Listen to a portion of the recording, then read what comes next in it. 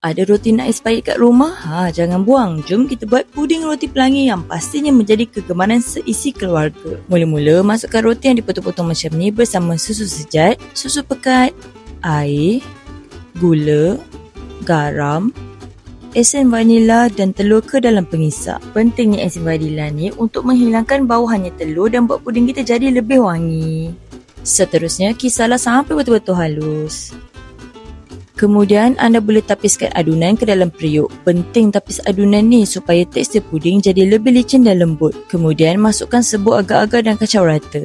Masa ni jangan buka api dulu. Bila macam dah sebati, masak di atas api sederhana selama 10 hingga 15 minit. Jangan lupa kacau selalu supaya adunan tak berketul dan agar-agar larut dengan sempurna. Bila adunan mula memekat, bahagikan ke dalam beberapa mangkuk. Masukkan pewarna yang anda suka. Saya guna warna purple, pink, hijau, kuning dan adunan yang biasa. Sebelum tuang adunan, pastikan acuan puding basah supaya mudah kita nak tuangkan puding tu nanti. Kemudian suduhkan adunan ke dalam acuan puding secara berselang-seli. Buatlah sampai adunan habis. Puding roti ni sentiasa jadi pilihan sebab roti tu sebenarnya bantu menghasilkan tekstur puding yang lebih berkrim dan mengenyangkan berbanding puding biasa. Bila dah siap, boleh simpan di dalam peti sejuk sekurang-kurangnya 1 jam atau sehingga puding mengeras sepenuhnya. Kemudian bolehlah keluarkan puding dari acuan dan dah siap puding roti pelangi kita. Memang lembut, berkrim dan manis secukup rasa. Cantik kan? Jangan lupa tonton live memasak kami setiap Selasa dan Khamis di TikTok Rasa. Selamat mencuba, ingat makan, ingat rasa.